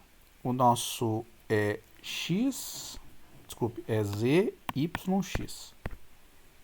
Então é z i mais yj mais xk, produto interno com i seno ao quadrado de φ cosseno θ mais j seno ao quadrado de φ seno θ mais K cosseno φ cosseno φ seno φ dA. No lugar do Z, a gente coloca quem é ele, que é o cosseno φ. No lugar do Y, a gente coloca quem é ele, que é o seno θ seno φ. No lugar do X, a gente coloca quem é ele, que é o cosseno θ seno φ. Tá? Produto interno I seno ao quadrado de φ cosseno θ mais J seno ao quadrado φ seno θ mais K cosseno φ seno φ dA. Vamos fazer a conta aí. Vai ficar, ó, cosseno φ vezes seno ao quadrado φ seno θ, então vai ficar seno ao quadrado φ cosseno φ cosseno θ, esse com aquele lá, né? Esse com esse aqui. Então vai ficar seno θ ao quadrado seno ao cubo de φ. Então, seno ao quadrado de θ seno ao cubo de φ mais o último aí vai ficar cosseno ao quadrado de θ seno ao quadrado de φ. Cosseno ao quadrado de θ seno ao quadrado de φ. Não, desculpe. É cosseno θ cosseno φ seno ao quadrado de φ. Então, cosseno θ cosseno φ seno ao quadrado de φ. Tá certo? Aqui esqueci de pôr um mais aqui. Então me confundi. Espera aí. Cosseno φ seno ao quadrado de φ cosseno θ mais, tem um mais aqui, seno ao quadrado de θ seno ao cubo de φ, perfeito, e aqui cosseno θ seno ao quadrado de φ cosseno φ. Isso aqui dA, tá? Dá para juntar alguma coisa aqui. Esse com esse junta, né? Porque é igual, né? Então vai ficar o quê? Vai ficar integral sobre D. É 2 seno ao quadrado de φ cosseno φ cosseno θ. Ó, cosseno θ cosseno φ seno ao quadrado de φ mais seno ao quadrado de θ seno ao cubo de φ. Agora vamos pôr as integrais aí para a gente fazer, tá certo? Então vamos lá. Tanto faz a ordem que a gente escolha, se a gente escolhe primeiro integrar em relação a φ ou em relação a θ. Mas perceba o seguinte, quando a gente integra uma função periódica no seu domínio, facilita que vai dar zero a integral. Então, por exemplo, aqui só depende de θ. Então, quando você fizer a integral disso aqui em relação a θ de 0 a 2π, disso aqui vai dar zero, tá? E isso aqui é independente dessa integral, porque vai ficar escrito assim, integral, né? Vou escrever ela assim, ó. Então, integral de 0 até π, integral de 0 até 2π, 2 seno ao quadrado de φ cosseno φ. Se quiser pôr isso aqui, não dá para usar a identidade. Cosseno θ, então aqui vai ficar dθ dφ, mais a integral de 0 até π, a de 0 a 2π, integral de 0 até π, de seno ao quadrado de θ seno ao cubo de φ. Aqui eu inverti a ordem, dφ dθ. Bom, eu posso separar essa integral assim, ó. 2, integral de 0 a π, seno ao quadrado de φ, cosseno φ dφ, vezes integral de 0 a 2π, cosseno θ dθ. Ó, só separei porque são independentes. Essa integral vai dar zero. Por quê? Você está integrando uma função periódica no período dela. Integrar uma função periódica no período dela é zero. Então, facilita que eu não preciso nem fazer quanto que essa integral aqui. Essa aqui vai dar nula. Tá? Se quiser fazer essa conta, pode fazer, mas toda função periódica dentro de um período, a integral é nula. Mas, a integral, isso aqui a gente quer como 0 a 2π seno ao quadrado de θ dθ, vezes a integral de 0 a π seno ao cubo de φ dφ. Essa efetivamente a gente vai ter que fazer, tá certo? Então vou ter que fazer a integral dessa e a integral dessa aqui. A integral de 0 até... deixar um espacinho aqui, depois a gente volta, né? Ó, deixa um espacinho aqui. Depois eu coloco a resposta. Então, vamos fazer primeiro a integral de 0 a 2π seno ao quadrado de θ dθ. Ó, para fazer essa integral aqui, a gente pode usar a identidade trigonométrica, que é o quê? No lugar do seno ao quadrado é 1 menos cosseno de 2θ sobre 2 dθ. Então, essa integral se quebra assim e assim, como uma soma, né? Essa integral aqui também se anula. Por que ela se anula? Porque no intervalo de 0 a 2π eu tenho dois períodos de cosseno de 2θ, não é 1, é 2. Então essa integral aqui também vai se anular, tá bom? Então se eu tenho uma quantidade inteira de períodos de uma determinada função em determinado intervalo, a integral se anula. Então sobra só essa aqui. A integral disso aqui vai ficar θ sobre 2 entre 0 a 2π. Então vai dar π. E a outra, a integral de 0 até π de seno ao cubo de φ dφ, eu posso usar essa transformação aqui. Ó. No lugar de seno ao cubo, a gente troca por seno ao quadrado de φ vezes seno de φ dφ. E o seno ao quadrado a gente escreve como 1 menos cosseno ao quadrado de φ seno φ dφ. Faz a distributiva aí, né? Então vai ficar 0 até π de seno φ menos a integral de 0 até π cosseno ao quadrado de φ seno φ dφ. A integral de seno φ vai ficar menos cosseno φ entre 0 até π. Essa integral aqui, a gente pode usar uma substituição simples, né? A gente chama o cosseno ao quadrado de u, vou botar aqui, né? Ó. Vou chamar u igual ao cosseno ao quadrado de φ. Desculpa, cosseno ao quadrado. U é igual ao cosseno de φ. O du vai ser igual a menos seno φ dφ. Tá certo? Ou seja, seno φ dφ é igual a menos du. Então a gente escreve essa integral, já acerta os limites de integração dela, né? Então no lugar do cosseno a gente põe 1, então vai ficar u ao quadrado. No lugar do seno de φ dφ a gente põe por menos du.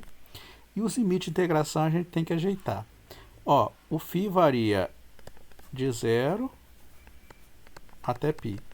Quando o φ valer 0, como o u é cosseno de φ, então u vai valer cosseno de 0, que vai dar 1. Quando o φ valer π, o u vai dar cosseno de π, que é menos 1. Então a minha integral vai de 1 a menos 1. Tá bem? Bom, então vai ficar o quê? O cosseno de φ, substituindo os limites, vai ficar cosseno de π dá menos 1, menos cosseno de 0 dá 1. E essa integral aqui vai ficar, menos com menos vai ficar mais, né? U ao cubo sobre 3, entre 1 até menos 1. Então aqui vai dar 2, mais 1/3. Então vai ficar menos 1 menos menos 1, vai ficar menos 2. Então é 2 menos 2/3. Então, fazendo a conta aí, vai dar 4 terços. Bom, então essa integral, seno ao cubo de φ dφ entre 0 e π, deu 4 terços. Então, essa integral vai ficar o quê? Π, né? Vezes 4 terços, ou seja, 4 terços de π. Essa integral. Beleza? Bom, agora, e se a superfície for um gráfico? O que acontece? Né? Vamos supor aí que a superfície nossa é um gráfico. O que acontece nesse caso? Primeiro, né, a gente tem que o campo vetorial pode ser escrito na forma uma função em I, uma função em Q, em J, uma função em K. Um P em I, um Q em J e um RK. Porque um campo vetorial, então o campo vetorial a gente está escrevendo como na forma de um vetor. Tá? No caso em que a nossa superfície é um gráfico, não um campo vetorial, né? No caso, a superfície é um gráfico, no caso em que a superfície é um gráfico, nós sabemos que Z é igual a f de xy, então a gente já calculou que o Rx, produto vetorial com Ry, é igual a menos df dx, menos df dy mais k. Olha o sinal aqui. Por quê? O sinal de mais aqui em k e os outros negativos. Porque se você tiver aqui, por exemplo, nesse ponto, você espera que o vetor aponte no quê? Para cima, né? Para lá. Então, a projeção dele na direção de y, você espera que seja para cima. Na direção de z, você espera que seja para cima. Por isso, o sinal de mais. Tá? Ó, note que a direção da normal aponta na direção de z. Então, se a gente fizer o produto vetorial f, produto vetorial com RU, RV, então vai ficar o f é isso, o nosso RU, RV é isso. Então, vai ficar isso com isso, menos P df dx. Isso com isso, menos Q df dy, isso com isso é R, tá? É claro que você fala, professor, cadê o I? Cadê o J? A gente tá pegando só as componentes, né? Vai ser o produto disso com isso, esquece a componente I, o produto disso com isso, esquece a componente J, e o produto disso, no caso é 1 vezes isso, esquece a componente K. Então, isso aqui, na verdade, quando a gente faz produto vetorial produto interno entre dois vetores, vai dar um número mesmo, tá? Então, a integral de f ds vai ficar escrita simplesmente assim, tá? De modo bem simples. Vou fazer um exemplo aí para a gente aplicar a formulazinha. Calcule essa integral aqui, onde f, o nosso campo vetorial é y mais x e mais zk, e S é o limite da região sólida delimitada pelo paraboloide z igual a 1 menos x quadrado menos y quadrado, z igual a 0. Essa região aqui, ó. Essa é a região que a gente tem. Tá bem? Vai dar essa calotinha aí por cima do plano XY. Tá? Bom, aqui, quando a gente tem que isso aqui é um gráfico, então é x é igual a x mesmo, o y é igual a y mesmo, e o z é 1 menos x quadrado menos y quadrado. Então, a gente vai ter que fazer a substituição aí para a gente poder fazer o cálculo. Bom, isso é um gráfico, né? Então, a gente vai fazer efetivamente a nossa representação, tá certo? Então, no caso aqui, a gente tem que o f, produto interno com ds, é igual a integral sobre d de quem? Vou jogar lá, menos p df dx menos q df dy mais r, né? Mais r. Aqui dA. Vamos colocar quem que é o que aí, ó. Cada um deles. O p é y. Então vai ficar a integral menos y.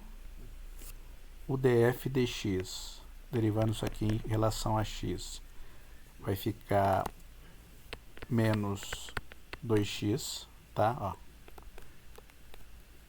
Df dx aqui está menos 2x. Df dy é igual a menos 2y. O f é isso aqui, tá? É o z, né? Representação do z. Menos q. Quem é o q? O q é x. Então, vai ficar x vezes menos 2y mais o r, que é o z. O z é 1 menos x quadrado menos y quadrado. Então, é 1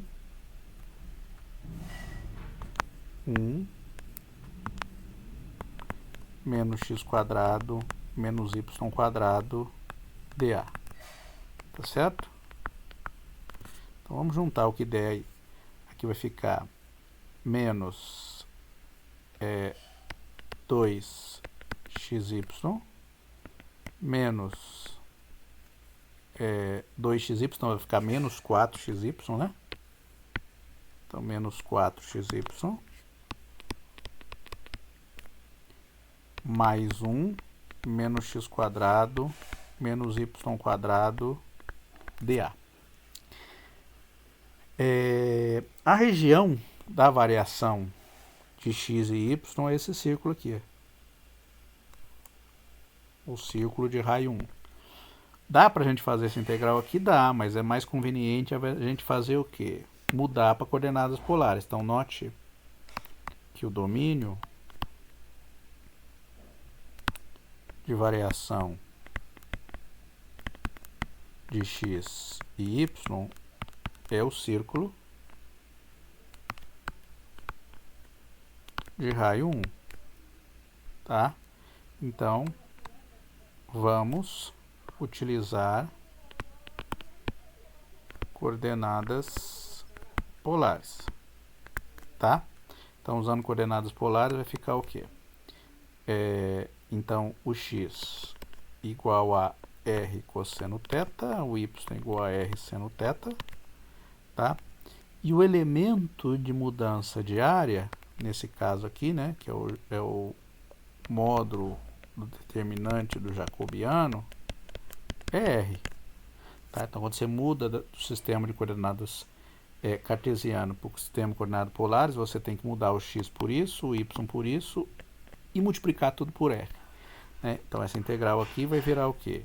Vai virar uma integral de 0 até 1, de 0 até 2π, né? Primeiro em relação a θ, depois em relação a r, menos 4 no lugar do r, do x a gente colocar r cosseno θ, no lugar do y r seno θ, mais 1, aqui ó, a gente pode escrever isso aqui assim, ó, como 1 menos x quadrado mais y quadrado. X quadrado mais y quadrado é r ao quadrado, então vai ficar 1 menos r ao quadrado, r dθ dr. Tá? Bom, essa integral vai ficar o quê? Vai ficar, vamos separar, né? Com uma soma de 3 integrais aí. Então vai ficar o quê? Integral de 0 até 1, integral de 0 até 2π, de quem? Vamos fazer primeiro aqui, né? Então, tem o 4, o r também sai para fora, que ele é constante em relação ao ângulo. Então, vai ficar, aqui tem um r, então vai ficar r ao quadrado vezes r ao cubo. Então, menos 4 r ao cubo, cosseno θ, seno θ, dθ. Tá? Essa integral vai dar 0. Mais r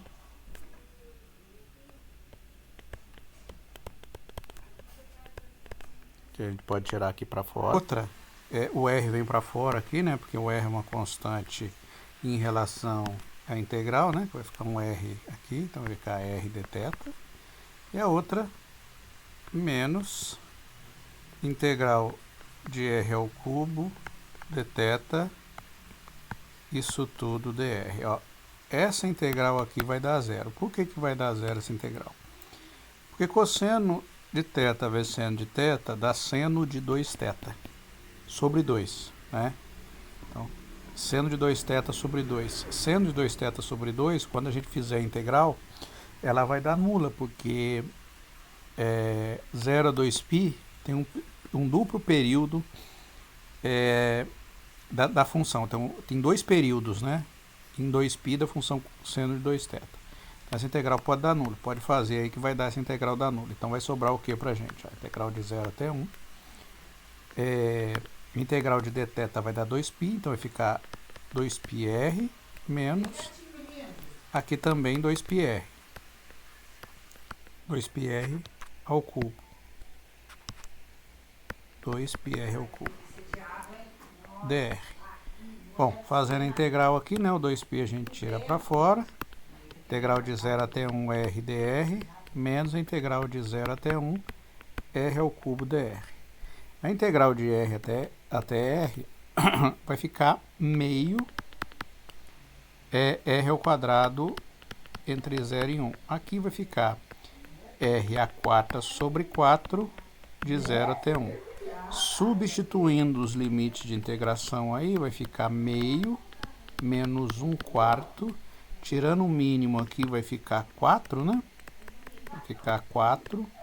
2 menos 1 sobre 4 vai dar 1/4.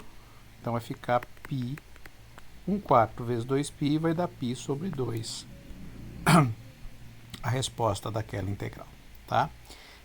Uma outra aplicação da integral aí, a integral do campo vetorial sobre uma superfície, é quando a gente faz em eletromagnetismo, né? Então, imagine que a gente tem um campo elétrico, né? Campo elétrico atravessando uma superfície. Mesma ideia, né? Então, se você quer calcular o fluxo elétrico atravessando a superfície, o que a gente faz? A gente vai calcular a integral de E produto interno com a superfície ds. Tá? Então, a gente faz esse cálculo aqui. A gente tem o campo vetorial que é o nosso campo elétrico, atravessando a superfície. Então, o fluxo elétrico aqui é dado por essa quantidade. Por que essa integral é importante? Porque existe uma lei chamada lei de Gauss, é uma das 4 leis importantes do eletromagnetismo. Essa lei de Gauss, que é uma lei da eletrostática, ela diz o seguinte, que a carga dentro de uma superfície S, tem uma superfície S fechada, tá? Então, a carga aqui dentro, dentro da superfície, né, encerrada pela superfície, a carga total que está aqui dentro, ela é dada pela integral do campo elétrico, ds, que é aquele integral que dá o fluxo através da superfície S, vezes uma constante chamada permissividade elétrica no vácuo. Tá? Então, essa aqui é a lei de Gauss. Então, basicamente, o que ela é? É uma integral de superfície de um campo vetorial vezes o produto, vezes uma constante chamada permissividade elétrica. Então, aqui o Q representa a carga elétrica envolvida por S, tá? Então, a carga elétrica dentro da região, não só na superfície, mas inclusive dentro da região. Então, por exemplo, você tem uma carga aqui, ó, tem uma carga elétrica aqui. Então, você calcular essa carga elétrica, você coloca qualquer superfície que você queira aqui, calcula o fluxo do campo elétrico. Uma carga, ela gera um campo elétrico. Então, se você vier aqui e calcular essa integral ao longo dessa superfície e multiplicar pela permissividade elétrica, aquela constante ε0, você vai ter a carga elétrica dentro da superfície. Tá? E uma outra aplicação agora em calor, né? A última aplicação que eu vou falar aí, que é o seguinte. Supõe que a gente tem um corpo num ponto x, y, z, e a gente coloca a temperatura dele como U de x, y, z. Tá? Como é que é o fluxo térmico? Né? A gente sempre espera que o fluxo térmico ele vá da maior temperatura para a menor temperatura. Então, você espera o quê? Que você tem um corpo aquecido, né? Corpo quente. Você espera que ele perca calor, tá? Perde calor para o ambiente. Tá? No caso contrário, se ele tiver mais frio, o ambiente mais quente, você espera que ele receba calor no ambiente, né? O calor é essa energia em trânsito aí que a gente tem dentro do nosso modelo. Bom, como é que a gente deduz a lei, né? Como é que essa lei surge? Vamos pensar ela unidimensionalmente, né? Então, vamos imaginar que eu tenho o seguinte corpo aí. A temperatura do corpo, imagina que o corpo esteja ao longo dessa reta, que a temperatura do corpo cresça de acordo com o valor de x. Então, por exemplo, imagina que a temperatura vai subindo aqui. Então, imagina que tem uma barra aqui, né? Uma barra. Aqui a barra está mais quente, aqui mais fria. E a temperatura vai subindo ao longo da barra. O que você espera que aconteça com o calor aqui? Você espera que o calor ele venha deste ponto para cá, não é isso? Então, o calor ele tem esse caminho. Ele flua do mais quente para o mais frio. Então, ele sempre vai da maior concentração para a menor concentração. Tá? Isso também vale, por exemplo, quando você tem uma situação que você tem uma água mais salina em contato com a água menos salina. Ela vai da maior concentração para a menor concentração. Isso é comum. Tá? Isso é chamado de difusão. Tem uma difusão. Essa é uma difusão térmica. Então, está saindo da maior concentração para a menor concentração. Difusão térmica. Tá?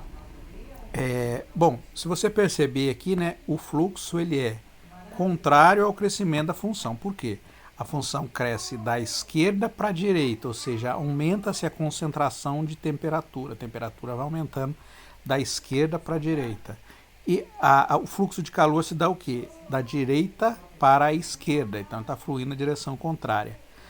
Então a gente deduz a lei de fluxo, como o fluxo está fluindo aí, né? Ele é menos du dx. Por quê? O du dx ele é positivo, ele indica a direção de crescimento. Se a temperatura cresce, o du dx é positivo, ó.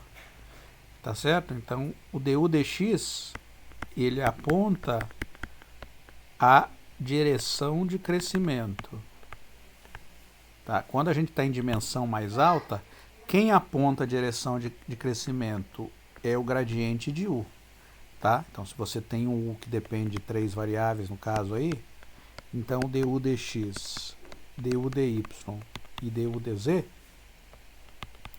ele é um vetor. E esse vetor aponta para onde? Ele aponta da menor concentração para a maior concentração. Isso aí a gente aprende em função de várias variáveis.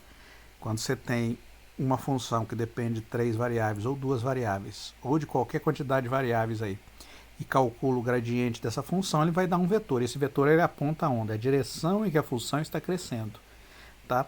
Então, se você pega o sinal de menos, ele aponta na direção contrária. Então, menos du dx aponta no sentido em que a temperatura está decrescendo, que é exatamente a direção do fluxo calor que você espera. Né? O fluxo calor você espera que ele aponte na direção contrária ao sentido de crescimento. Tá? O fluxo ele vai do mais concentrado para o menos concentrado. Essa é a ideia da difusão. E esse K aqui, ele tem a ver com material. Né? Por exemplo, o ferro ele tem um tipo de condução térmica, o cobre é um outro, a madeira é um outro que conduz muito mal, né? O gelo é de uma outra forma. Então o K, esse coeficiente aí depende do material, tá? Que é o coeficiente de condutibilidade térmica, tá bem? Bom, em dimensão mais alta, como eu falei, a gente troca o du dx pelo gradiente, né? Então, menos K, gradiente de U, ele está apontando em qual direção? Contrário ao sentido de crescimento da temperatura. Então ele está apontando no fluxo contrário ao crescimento da temperatura, que é exatamente o que? Da onde flui do mais quente para o mais frio. Tá certo? Então, por exemplo, se a temperatura imagina que você está aqui em dimensão 3, tá certo? Então você tem aqui uma fonte de calor. Ó. Então, se você fosse colocar o gradiente aqui, isso definisse uma função sobre essa região, o gradiente ele aponta sempre para o sentido em que a temperatura cresce mais. Olha. Então, se você fosse calcular o gradiente da função, né, se fosse definir uma função temperatura aqui, a distribuição de temperatura nessa sala, o gradiente estaria apontando para a fonte de calor. Como a gente está pegando o sinal contrário, então esse fluxo ele aponta o quê? Na direção contrária, que é exatamente o que a gente espera, tá? O fluxo aí ele vai apontar contrário ao sentido do gradiente, ou seja, ele vai apontar da maior concentração para a menor concentração. O gradiente aponta da menor para maior, e o menos o gradiente aponta da maior para menor, que é o fluxo, exatamente o que a gente espera.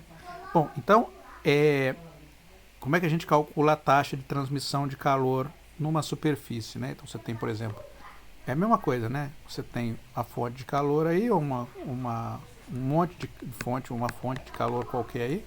Aí você calcula, você tem uma superfície, você quer calcular o fluxo de calor ao longo da superfície, né? Ou seja, a quantidade de energia que está atravessando aí a superfície. Como é que você faz? Você pega essa função e calcula a integral dela, tá certo? Que no caso aqui é sinal de menos, né? Você calcula a integral de menos k, deixa eu pôr o sinal aqui, né? Menos k gradiente de u ds, tá? Então é essa integral aqui, é a integral do f produto interno com ds. O f é k gradiente de u menos sinal de menos, então essa quantidade aqui calcula o fluxo de calor numa superfície, tá certo? O fluxo de calor numa superfície. Vamos fazer um exemplo aí, ó.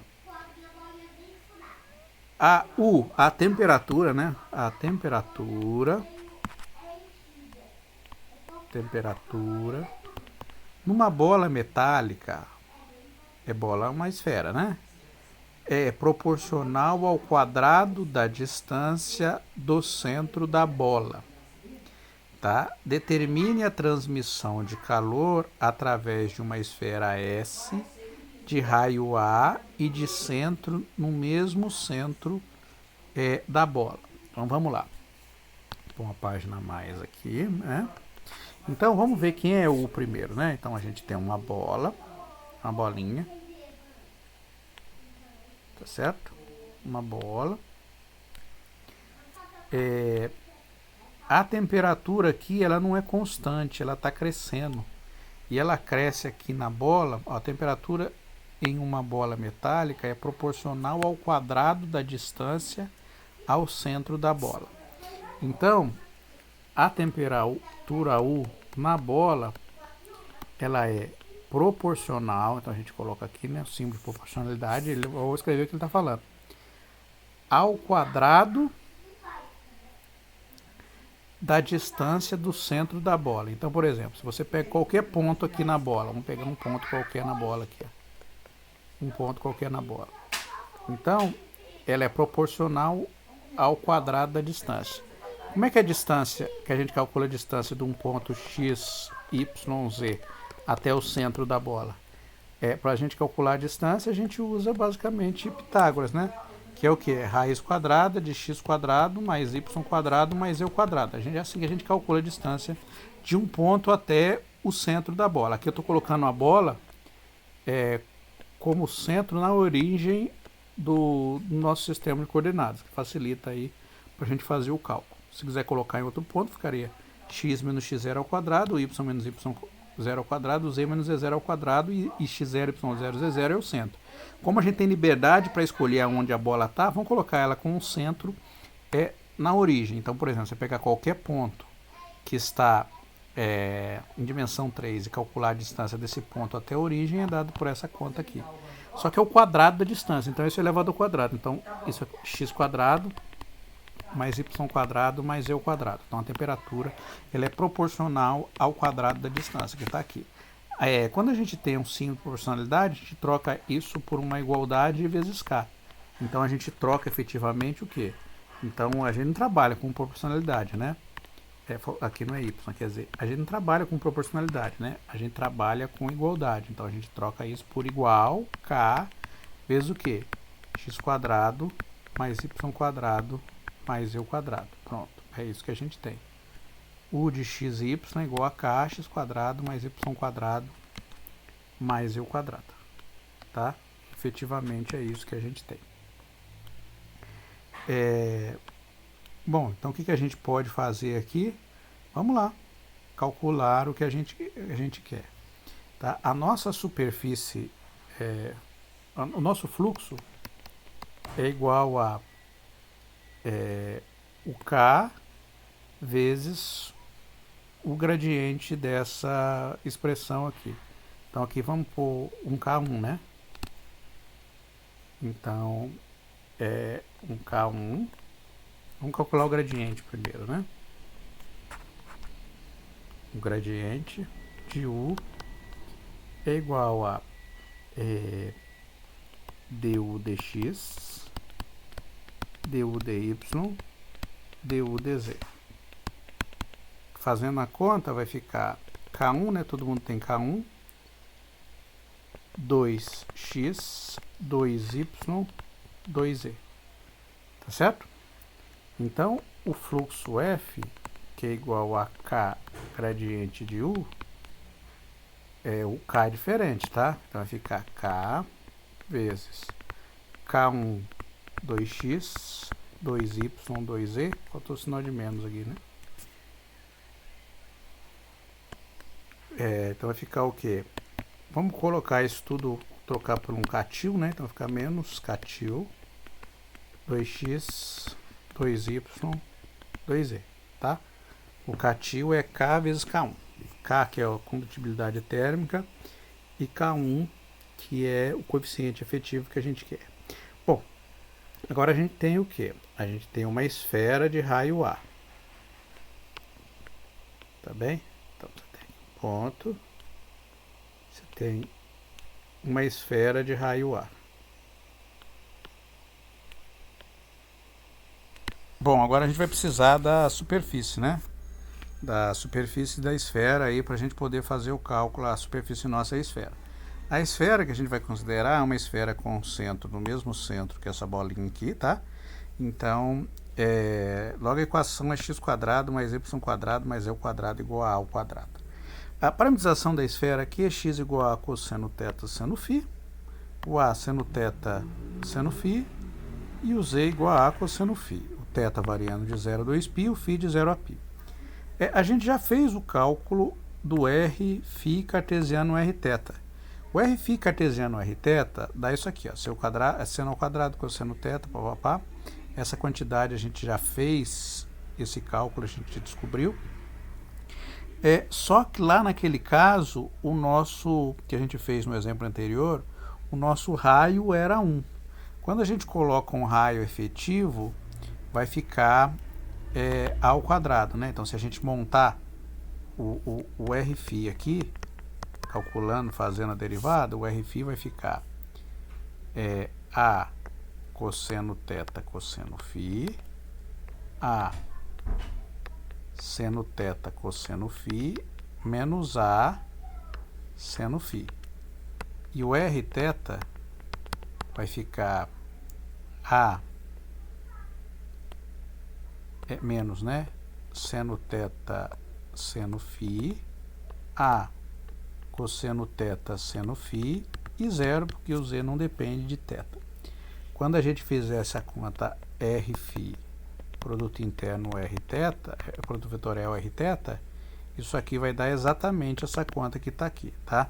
A gente já fez anteriormente, quando a gente fez não tinha o A, era 1 aqui, tá?